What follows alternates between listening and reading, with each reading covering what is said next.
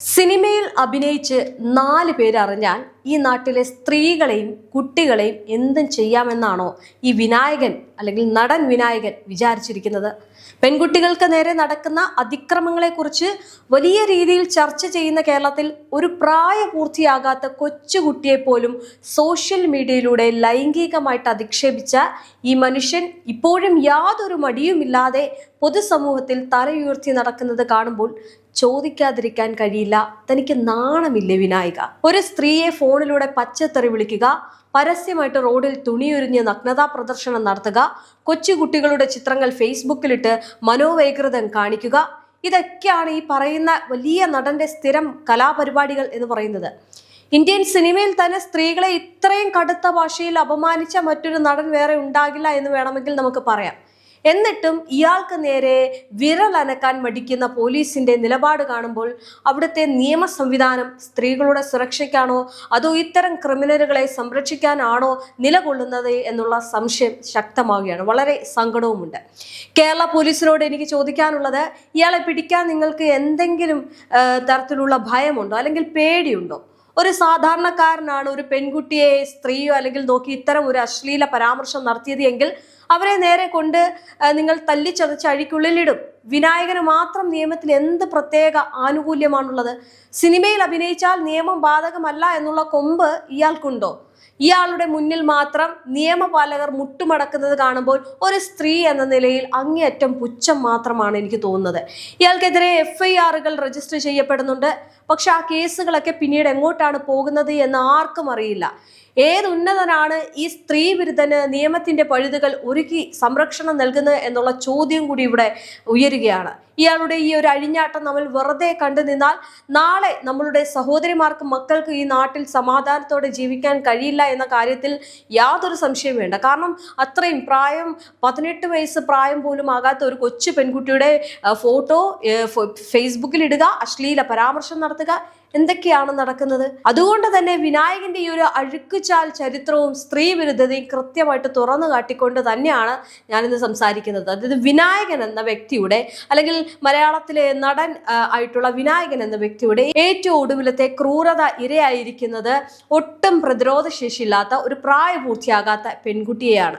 മുംബൈയിൽ ജോലി ചെയ്യുന്ന ഒരു തഴക്കര സ്വദേശിയുടെ മകളുടെ ചിത്രമാണ് ഇയാൾ തന്റെ ഫേസ്ബുക്ക് പ്രൊഫൈൽ വഴി ദുരുപയോഗം ചെയ്തത്. ആ കൊച്ചുകുട്ടിയുടെ ചിത്രത്തെ അങ്ങേയറ്റം അശ്ലീലപരമായിട്ടുള്ള രീതിയിൽ ചിത്രീകരിച്ച് സോഷ്യൽ മീഡിയയിൽ പ്രചരിപ്പിക്കാൻ ഇയാൾക്ക് ഒട്ടും മടിയുണ്ടായില്ല. തങ്ങളുടെ മകൾക്ക് നേരെ ഉണ്ടായ ഈ ഒരു സൈബർ ആക്രമണത്തിൽ മനം തൊന്ത് ആ ഒരു കുടുംബം നീതി തേടി ബാലാവകാശ കമ്മീഷനെ സമീപിക്കുകയായിരുന്നു. ആലപ്പുഴയിൽ നടന്ന കമ്മീഷന്റെ ഔദ്യോഗിക സീറ്റിംഗിൽ ഈ ഒരു വിഷയം അതീവ ഗൗരവത്തോടെയാണ് കൈകാര്യം ചെയ്തത്. കുട്ടിയുടെ അന്തസ്സിനെ ചോദ്യം ചെയ്ത നടനെതിരെ അടിയന്തരമായിട്ട് FIR രജിസ്റ്റർ ചെയ്യാൻ കമ്മീഷൻ പോലീസിന് കർശന നിർദ്ദേശവും നൽകി. ഇതിന്റെ പശ്ചാത്തലത്തിലാണ് ഇപ്പോൾ ഇയാൾക്കെതിരെ സ്ത്രീത്വത്തെ അപമാനിച്ചതിന് കേസ് വന്നിരിക്കുന്നത്.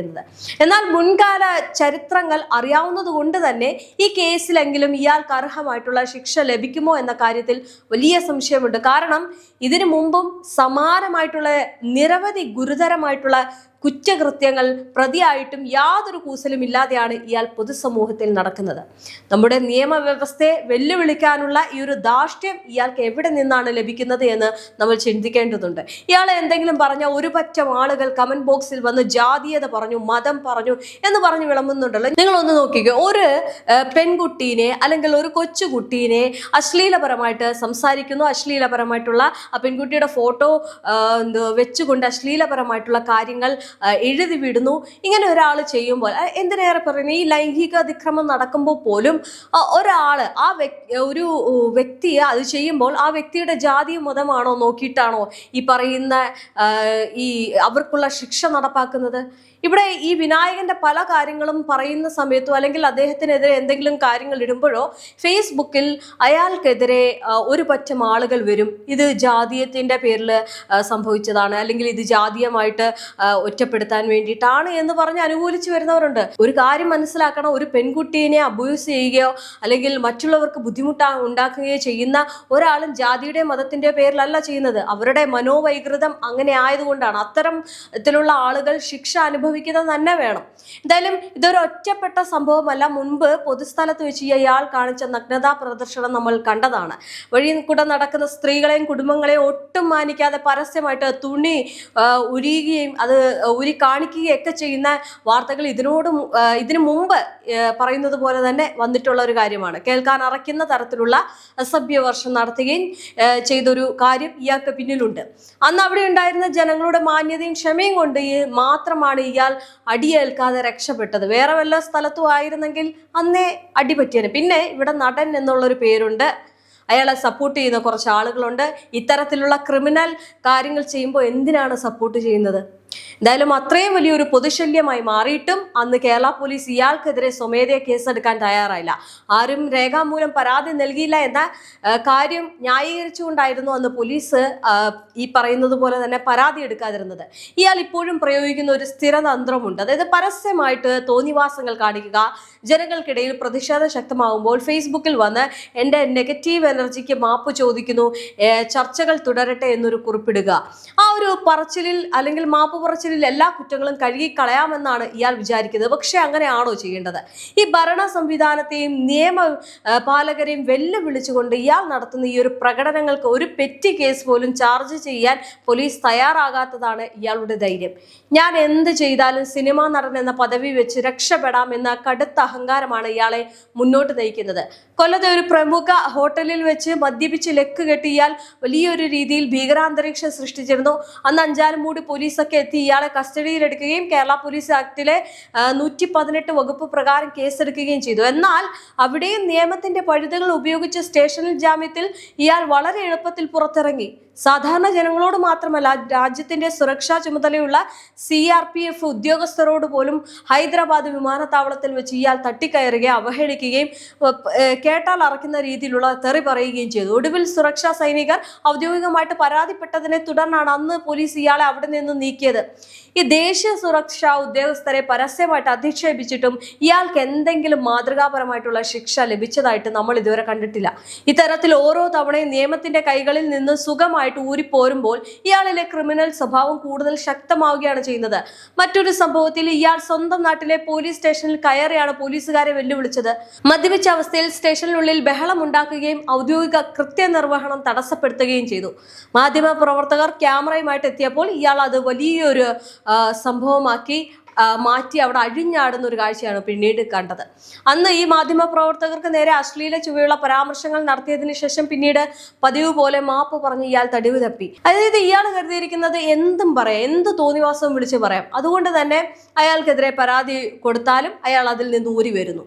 സ്ത്രീകളുടെയും പൊതുജനങ്ങളുടെയും അന്തസ്സ് തകർക്കുന്ന വാക്കുകൾ പറയുകയും പിന്നീട് മാപ്പ് പറയുകയും ചെയ്യുന്നത് ഇയാളെ ഒരു ശീലമാക്കി മാറ്റിയിരിക്കുകയാണ്. കേരളം മുഴുവൻ ആദരവോടെ കാണുന്ന മുൻ മുഖ്യമന്ത്രി ഉമ്മൻചാണ്ടിയുടെ വിയോഗ സമയത്ത് ഇയാൾ സോഷ്യൽ മീഡിയയിൽ പങ്കുവച്ച വരികൾ അങ്ങേയറ്റം വികൃതമായിരുന്നു. മരണപ്പെട്ടൊരു ജനനേതാവിനെതിരെ സംസ്കാരശൂന്യമായിട്ടുള്ള പദപ്രയോഗങ്ങൾ നടത്തിയപ്പോൾ ഉണ്ടായ ജനരോഷം ഭയന്ന് മാത്രമാണ് അന്ന് ഇയാൾ ആ പോസ്റ്റ് ഡിലീറ്റ് ചെയ്ത് രക്ഷപ്പെട്ടത്. സ്ത്രീത്വത്തെ അപമാനിച്ചതുമായി ബന്ധപ്പെട്ട് കൽപ്പറ്റ CJM കോടതിയിൽ ഇയാൾക്കെതിരെ വർഷങ്ങളായിട്ട് മറ്റൊരു കേസ് നിലവിലുണ്ട്. വയനാട്ടിലെ ഒരു പൊതുപരിപാടിയിലേക്ക് ക്ഷണിച്ച സ്ത്രീയെ ഫോണിലൂടെ അങ്ങേയറ്റം മോശമായിട്ടുള്ള ഭാഷയിൽ തെറി വിളിച്ചതിനാണ് അന്ന് കുറ്റപത്രം സമർപ്പിച്ചത്. കൃത്യമായിട്ടുള്ള ഡിജിറ്റൽ തെളിവുകൾ ഉണ്ടായിട്ടും ഇയാൾ ഇപ്പോഴും നിയമത്തിന് പുറത്താണ്. ഇവിടെയാണ് ഒരു സ്ത്രീ എന്ന നിലയിൽ എനിക്ക് ശക്തമായിട്ട് ചോദിക്കാനുള്ളത്. സിനിമയിൽ അഭിനയിക്കുന്നവർക്ക് ഈ നാട്ടിൽ പ്രത്യേക നിയമങ്ങളുണ്ടോ? അല്ലെങ്കിൽ സാധാരണക്കാരായ മനുഷ്യരാണ് ഈ കുറ്റങ്ങളിൽ ഒന്നെങ്കിലും ചെയ്തത് എങ്കിൽ പോലീസ് അവരെ ജയിലിൽ അഴുക്കുള്ളിലാക്കുമായിരുന്നു. എന്നാൽ വിനായകൻ എന്ന വ്യക്തിക്ക് മുന്നിൽ മാത്രം ഈ നിയമം വഴിമാറുന്നത് എന്തുകൊണ്ടാണ്? പൊതുസമൂഹത്തിനും സ്ത്രീകൾക്കും കുട്ടികൾക്കും ഒരേപോലെ ഭീഷണിയായ യാതൊരു സ്വബോധവും ഇല്ലാതെ പെരുമാറുന്ന ഇത്തരം ഒരു വ്യക്തിയെ ഇനിയും അഴിഞ്ഞാടാൻ വിടുന്നത് നിയമപാലകരുടെ ഭാഗത്തു നിന്നുള്ള കടുത്ത അനാസ്ഥയാണ്. ഇയാൾ നാളെ വലിയൊരു കുറ്റകൃത്യം ചെയ്താൽ അതിന്റെ ഉത്തരവാദിത്തം ആരെ ഏറ്റെടുക്കും? അതാണ്, ഇയാളെ പുറത്തിറക്കാനും അല്ലെങ്കിൽ ഇയാളെ സംരക്ഷിക്കാനും ഒരു കൂട്ടം ആളുകളുണ്ട്. പക്ഷെ അത് മാറ്റണം എന്നതാണ്. കാരണം ഞാൻ ഉൾപ്പെടെയുള്ള മറ്റ് പല സ്ത്രീകളും ഇത്തരത്തിലുള്ള ആളുകളിൽ വലിയ രീതിയിൽ തന്നെ ഒരു ഭയം നേരിടുന്നുണ്ട്. കാരണം ഇയാൾ ഇനിയും പുറത്തിറങ്ങി കഴിഞ്ഞാൽ ഇത്തരത്തിൽ തന്നെ ചെയ്യും. കാരണം അതാണല്ലോ ചെയ്തു വരുന്നത്. അതുകൊണ്ട് ഈ നടൻ വിനായകൻ എന്ന് പറയുന്ന ആൾക്കെതിരെ ശക്തമായിട്ടുള്ള നടപടി ഇപ്പോഴത്തെ സംസ്ഥാന സർക്കാർ എടുക്കണം എന്ന് തന്നെയാണ്. അല്ലാത്ത പക്ഷം ഇയാൾ സമൂഹത്തിന് വലിയൊരു പ്രശ്നക്കാരനായിട്ട് മാറുമെന്നതിൽ യാതൊരു സംശയവുമില്ല.